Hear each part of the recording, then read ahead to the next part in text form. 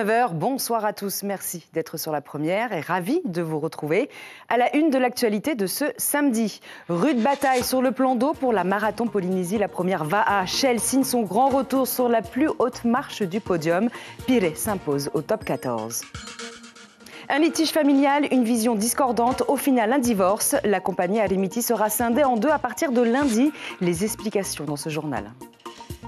Il a un flair remarquable. Atlas fait partie de la famille des ratiers. Sa cible, le rat noir. Ce petit chien est en cours de dressage. Démonstration ce matin à Moorea.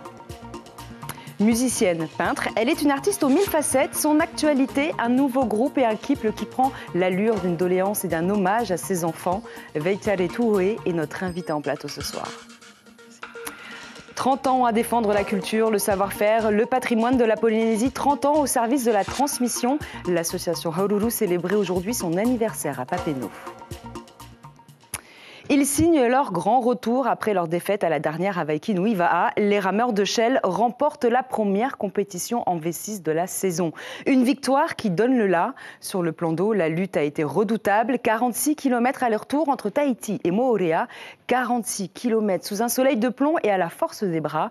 Résumé de la course avec Lucille Guichet et les équipes de Polynésie la première. Si le Va'a est une fête, la course Polynésie la première ouvre le bal. Et dans la catégorie reine du top 20, c'est le mastodonte Shell Va'a qui s'impose en 3h34. Pourtant au départ, les jaunes manquent à l'appel sur la première étape. Air Tahiti choisit un cap judicieux et arrive premier à Moorea.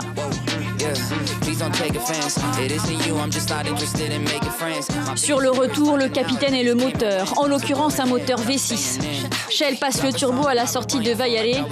À la deuxième étape, comme au général, les jaunes retrouvent leur place de leader. À l'arraché, 25 petites secondes devant Timo Pete.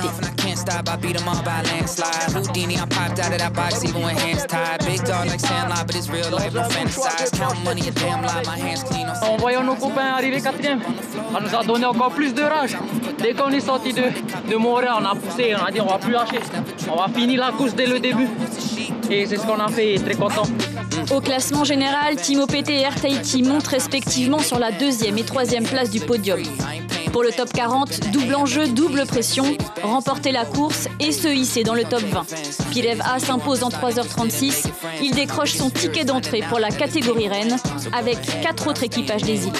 Je remercie les copains d'avoir pas trop paniqué et de rester calme. C'est loin la course. On a bien tahoué et je remercie beaucoup les frères. Et les frères sur le bateau. C'est pour le copain, le frangin Kevin cuidait ça. Au tableau général, Tuaiva Nui se classe deuxième, Rimatarava troisième. 46 km aller-retour sous un soleil de plomb, avec changement à Moorea. La victoire se décroche à la force des bras, mais aussi du mental. Chez Ihilani, le Va'a se conjugue surtout au féminin. En face à face avec Varurea de Moorea, elle fait carton plein en 4h32. Ça n'a pas été facile, ça n'a pas été évident, d'autant plus que les conditions étaient plus difficiles qu'à l'aller. Mais très heureuse de remporter les deux étapes. Sur la deuxième étape, l'équipe mixte de Tamari Taravo casse son balancier. Un contrepoids entraînant un contretemps. Tamari Taravo termine l'étape malgré tout à la 4e place. Preuve que le Tahoe se conjugue sur la pirogue, mais aussi à côté.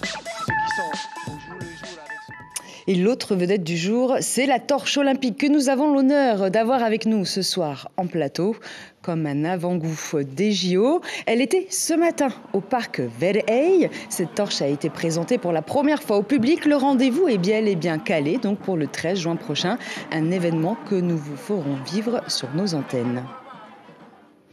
C'est désormais officiel, la compagnie Arimiti, scindée en deux. Tuanua de Gage, à la tête du groupe depuis une dizaine d'années, a décidé de rendre la gérance des navires 5 et 6 à son fondateur, Eugène de Gage. À l'origine de cette cession, une différence de vision entre le père et le fils. Les explications avec Caroline Fary et Mirko Van Foof. Tuanua a décidé de ne plus gérer Arimiti. Donc il va s'occuper uniquement du Arimiti Ferry où il est actionnaire à 2/3. Donc il nous a mis de côté. Eugène de Gage, fondateur du groupe en 1991, accuse le choc mais ne se laisse pas abattre. À l'origine du litige familial, la vente de l'Arimiti 5 dont il est propriétaire. Et on a toujours été contre parce que le Alemiti 6 est en déficit depuis 4 ans. Il a atteint le milliard de déficit. Il fallait à tout prix se reprendre. Pour le directeur général du groupe, il était urgent de trouver une solution face au déficit. L'Alemiti 5 devait partir pour l'Angleterre. Ça fait une douzaine d'années que cette société perd de l'argent et on était arrivé à trouver une solution pour mettre en location l'Alemiti 5 qui permettait du coup d'équilibrer un petit peu les comptes et puis de voir venir, de peut-être réinventer le business model de l'Alemiti 6. Au final, un accord est trouvé. Eugène Degage reprend la gérance de 2 de ses navires. Le 5 et le 6 vont travailler ensemble en alternance pour diminuer les frais de personnel, pour diminuer les frais de carburant.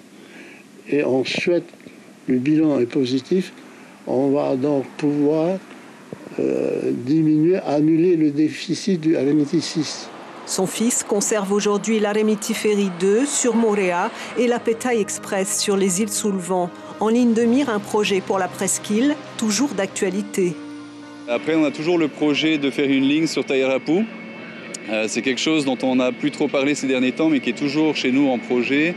Voilà, on pense avoir trouvé un moyen de le faire. Donc une fois que ce sera sûr, on l'annoncera publiquement.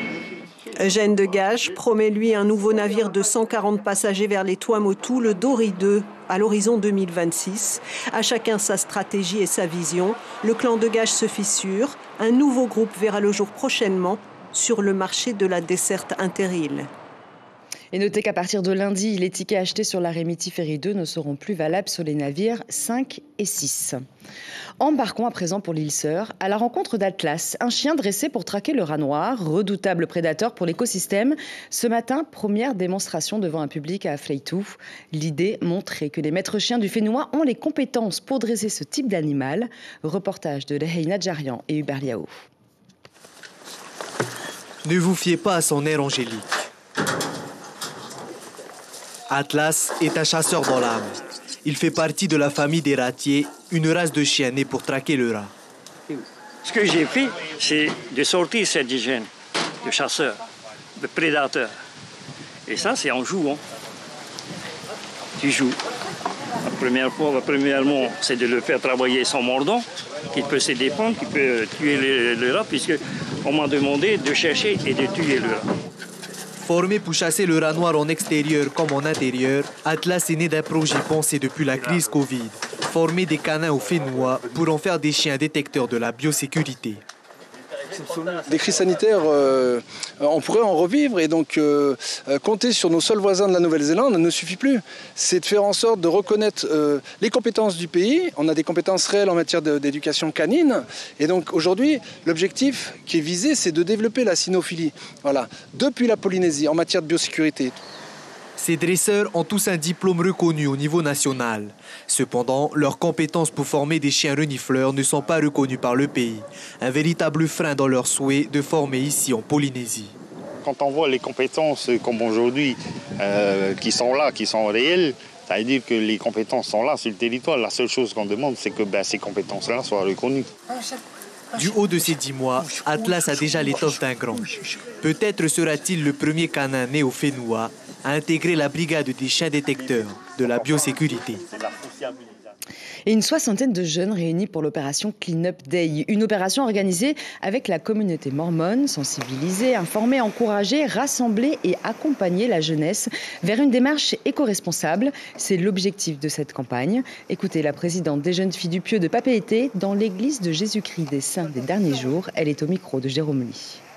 Aujourd'hui, on est 61 jeunes, 63 en fait, 63 jeunes et puis notre objectif aussi est de suivre le Christ et de pouvoir préserver la création de Dieu et donc de pouvoir nettoyer ces plages et permettre à d'autres personnes d'avoir une plage propre et que ces déchets ne se retrouvent pas dans la mer et polluent après notre planète. Prenons le large et partons faire un tour dans les îles. Direction les Tuamotu, avec la mise en place de l'espace numérique de travail pour les élèves de Ho. Du côté de Rangiroa, c'est une pêche abondante qui a ravi les habitants. Plus au sud, à Tubuai, un forum des métiers organisé par le collège de Mataura pour accompagner les jeunes dans leur parcours d'orientation professionnelle. Enfin, à Moorea, le lycée agricole ouvre ses portes au public. Petit tour d'horizon avec Thomas Teriite Poruarei.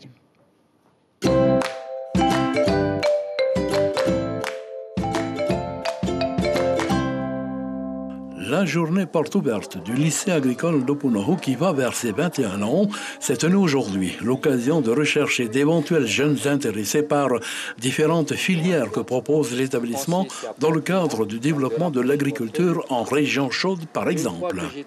On a également une filière générale et technologique avec une seconde générale, comme il y a dans n'importe quel lycée. Et puis derrière, un bac technologique à connotation scientifique où il faut aimer la biologie. Au Tuamotu, à Hau, notons la présence de 2 missionnaires de la DG2E pour rencontrer parents d'élèves et enseignants afin de les informer du nouvel outil de communication de ce que l'on appelle l'espace numérique de travail, la dite plateforme Pronote. Il faudra s'adapter. La semaine de la maternelle a pour thème l'imagerie plurilingue.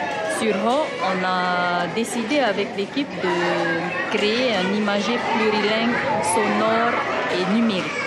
Et donc, les élèves participeront à l'élaboration de cet outil avec leurs parents. Aux Australes, sur l'île de Tubuai, événement très attendu, le Forum des métiers dans le cadre du collège de Mataura. Une trentaine d'intervenants issus de divers horizons professionnels, parmi les métiers les plus appréciés, ceux de l'hôtellerie, des prestations touristiques, la santé publique et cependant le social. C'est intéressant parce que là, on peut savoir un petit peu le choix des élèves et en fonction de ces choix-là, on peut les conseiller. Alors, le domaine que j'ai découvert, c'est... J'ai plus aimé les tatoueurs parce que je voulais savoir quelle pratique ils pratiquaient. Plus étonnant peut-être, les métiers liés aux forces de l'ordre. Ne reste plus qu'à ces jeunes de s'armer et de bien s'armer pour y parvenir. Du côté des Tuamotu, sur l'île de Rangiroa, il est au cœur d'un penchant coupable, le roe-roe. On l'appelle aussi le coureur à arc-en-ciel, drôle de nom, quand on sait que tout le monde lui court après, car sa chair est très appréciée, d'où l'expression qui lui est consacrée, tiki-tiki te roe-roe, actuellement, c'est la saison. Tu es obligé d'aller pêcher d'abord les appâts. Après, on a pêché vers 2 h du matin. C'est de les maintenir en vie et essayer de les pêcher au vif. Sur les quais, ils sont tous là, équipés du strict nécessaire, canne ou simplement ligne en nylon, les orarés en appât vivant si possible, pélagique au départ, l'espèce se fait rare pourvu que Dieu lui prête encore vie. Et place à notre rubrique consacrée à la musique.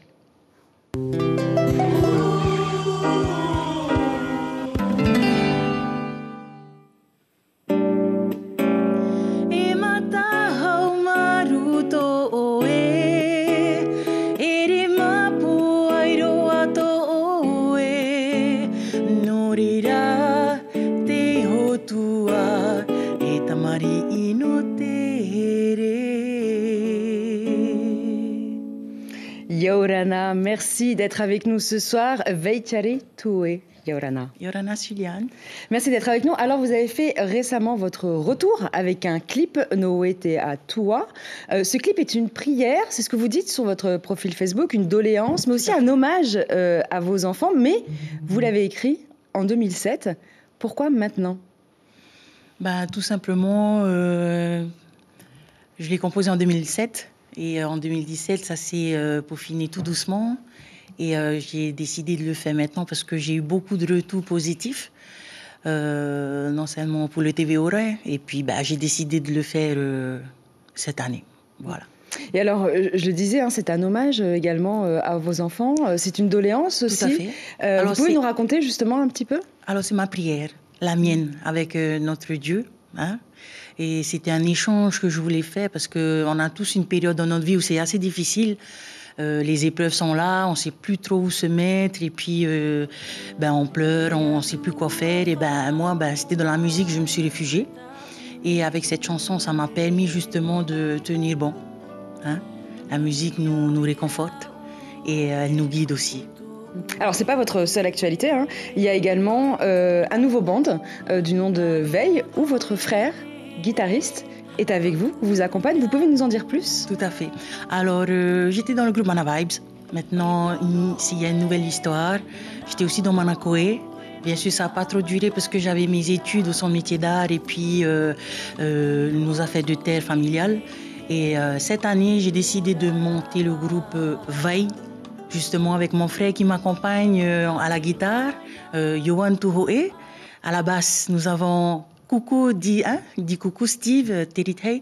Et puis, nous avons à la batterie Priva et Erimona au synthé. Alors, la musique, c'est quand même une histoire de famille. Votre père, Georges, si je ne me trompe pas, musicien renommé, incontournable, il a accompagné des grands noms de la chanson locale, hein, Bobby, Angelo, Barthélemy. Votre mère est marquisienne, vous a appris, elle, la sculpture.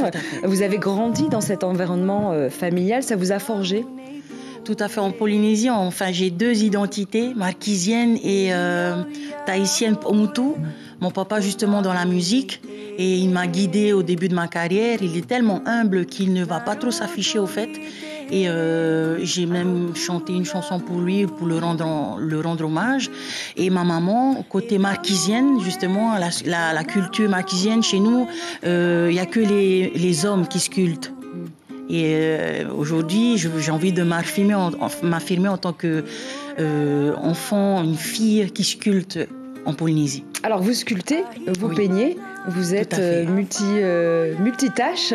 Comme je disais, je faisais une formation de 2 ans sans métier d'art et justement en option sculpture. J'y suis sortie diplômée et maintenant il faut appliquer les acquis. Et je prépare justement en 2025, en novembre 2025, un projet qui me tient à cœur, c'est de faire un concert expo-vente, c'est-à-dire de sortir du contexte du vernissage. J'ai envie d'exposer mes œuvres tout en chantant. Et j'ai envie de mettre ce concept en place avec des sponsors et justement du beau monde derrière moi pour ce projet en 2025. Et quel autre projet vous avez justement en 2025? Aujourd'hui, je suis en train de réaliser les œuvres à la maison, dans mon atelier.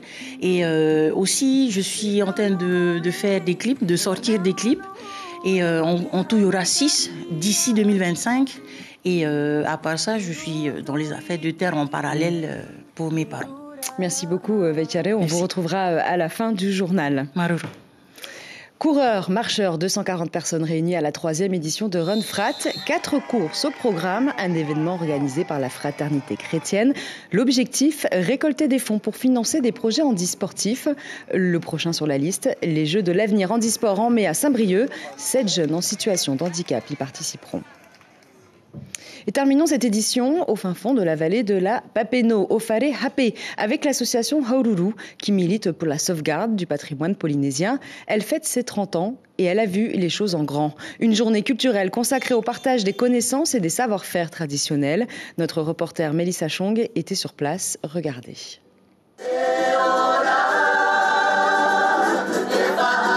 Cette ode au Tupuna s'élève dans les airs. Depuis sa création le 14 février 1994, l'association Haururu n'a eu de cesse de défendre le patrimoine culturel et environnemental de la vallée de Papeno.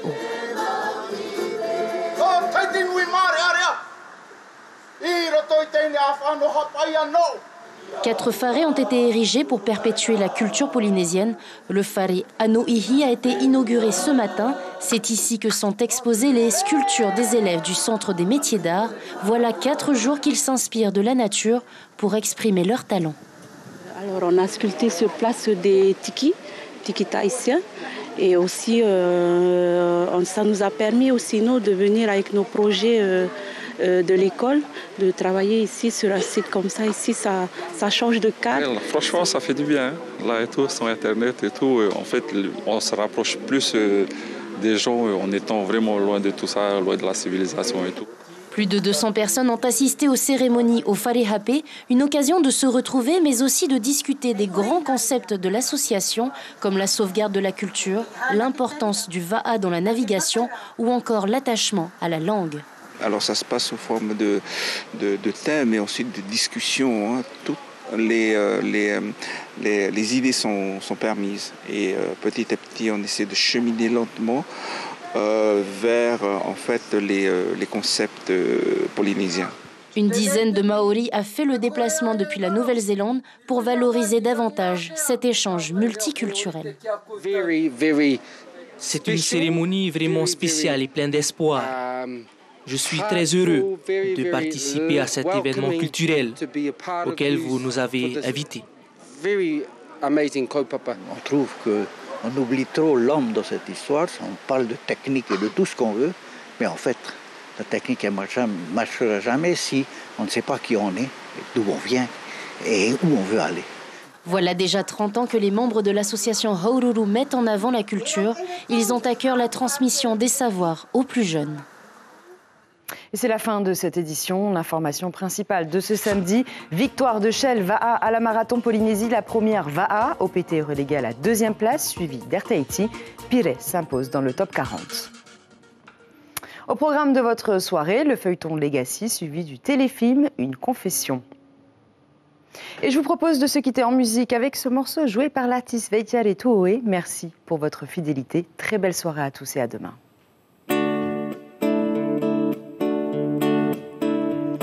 Ite iene taime wahurito uma fatu ya ue te atua faro o mai ta une pure mihi au ia oe o to une ere Naruto itere ato turu ya e prono oe e mana ono oe no te hamaita ia i roto ite ie ni orara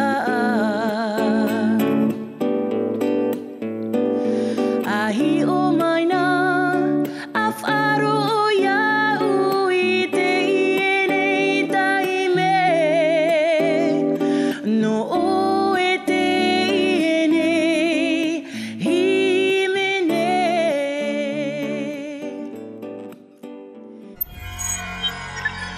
Retrouvez ce programme en replay sur notre site internet